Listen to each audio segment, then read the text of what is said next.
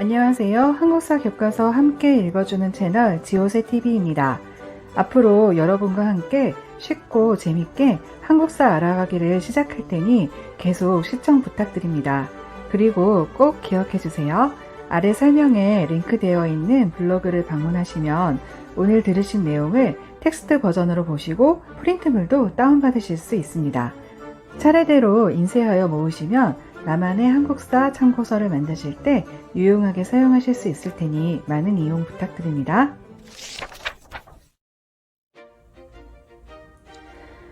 이번 시간에는 기원전 2333년에 건국된 우리나라 최초의 국가 고조선으로 떠나보겠습니다. 청동기 시대부터 힘이 센 부족들의 족장은 하늘의 자손, 즉 천손이라는 사상을 내세우면서요, 주변 부족들을 통합하였고 이렇게 규모가 커질수록 국가의 모양이 되기 시작합니다. 이런 청동기 시대를 배경으로 우리 역사상 최초의 국가이며 단군 왕검이 건국한 고조선이 탄생합니다. 우리나라 최초의 국가 고조선은 어디에 있었을까요?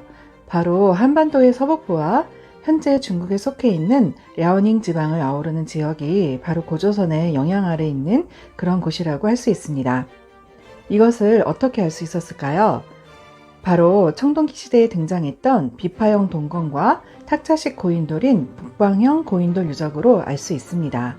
이 둘이 바로 이 지역에서 집중 발견되었거든요. 그래서 이렇게 공통의 유물이 등장하는 한반도 서북부와 랴오닝 지방이 고조선의 영향 아래 있었다는 것을 알 수 있는 것입니다. 자, 고조선이 청동기 시대에 시작되었다는 것 무척 중요한 사실이니까 다시 한번 말씀드리고요. 여러분, 고조선의 나라 이름은 정말 고조선이었을까요? 좀 이상한 질문이라고 생각하실 수도 있겠지만 정답은 X입니다. 당시 나라 이름은 그냥 조선이었죠. 그런데 왜 우리는 지금 고조선이라고 이렇게 부르고 있을까요? 그것은 고려시대에 삼국유사를 쓴 일련이 위만 조선과 구분하기 위해서 고조선이라는 말을 사용하기도 했었고요. 또 아주 먼 훗날인 1392년 태조 이성계가 건국한 나라였던 조선이 등장했기 때문에 서로 구분하기 위해서 현대에는 단군이 세운 나라를 고조선이라고 이렇게 부르게 된 것입니다. 고조선의 건국 이야기인 단군 신화는 삼국유사에 등장합니다. 하늘의 천재 하늘님 환인의 아들인 환웅은 지상세계를 이렇게 내려보다가 우리 땅이 눈에 쏙 들어옵니다. 그래서 아버지에게 제가 내려가서 저 땅을 한번 다스려 보겠습니다 라고 말하고 풍백, 운사, 우사를 비롯해서 3천의 무리를 데리고 내려옵니다. 이렇게 내려와서 세상을 다스리던 중 어느 날 곰과 호랑이가 와가지고 환웅에게 사람이 되고 싶다고 그렇게 말하는 거죠. 그래서 환웅이 쑥 한 자루와 마늘 20개를 주면서 너희가 이것만 먹고 100일 동안 동굴에 있으며 해를 보지 않으면 인간이 될 것이다 라고 말하게 됩니다. 둘은 자신있게 미션을 시작했지만 고기만 먹던 호랑이가 이게 쉽겠습니까? 결국 견디지 못하고 동굴을 뛰쳐나갔고요. 곰은 그래도 꾹 참으면서 견뎌서 드디어 인간 여자인 웅녀가 됩니다. 이렇게 사람이 된 웅녀가 환웅과 결혼하게 되고 아기를 낳게 되는 거죠. 그가 바로 고조선을 건국한 단군 왕검입니다. 그렇다면 우리는 이 흥미진진한 이야기인 단군 신화를 통해서 무엇을 알 수 있을까요? 우선 환웅이 하늘에서 내려왔다는 것을 보아 당시 강력한 힘을 가지고 있었던 부족에게 나는 하늘의 자손이다 라고 생각했던 천손사상, 나는 선택된 사람이다 라고 하는 선민사상이 있었음을 알 수 있습니다. 풍백, 운사, 우사 각각 바람의 신, 구름의 신, 비의 신이니까 바람, 구름, 비 이게 어디에 중요할까요? 네, 바로 농업입니다. 그러니 이것을 통해서 우리는 당시 농사가 아주 중요한 농경사회였다는 것을 바로 알 수가 있는 거죠. 그리고 환웅이와 그 무리들이 세상을 다스렸다는 사실을 보아서 당시에 계급이 있었다는 것, 또 곰과 호랑이가 상징하는 특정 동물을 숭배하는 신앙, 토테미즘을 갖고 있던 부족이 있었다는 것도 알 수 있습니다. 그러니 신화를 통해서 하늘 자손임을 내세운 환웅 부족이 호랑이와 곰을 숭배하던 부족 중에서 곰 부족과 연합해서 더 강력한 국가를 세웠다는 것을 짐작해 볼 수 있겠습니다.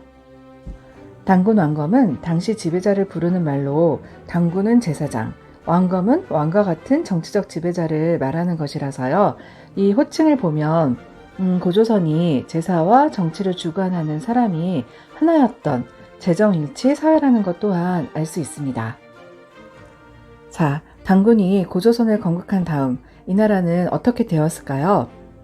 고조선은 요령 지방을 중심으로 점차 커나가면서 주변의 족장사회를 통합하고 점점 한반도 지역까지 세력을 확대합니다.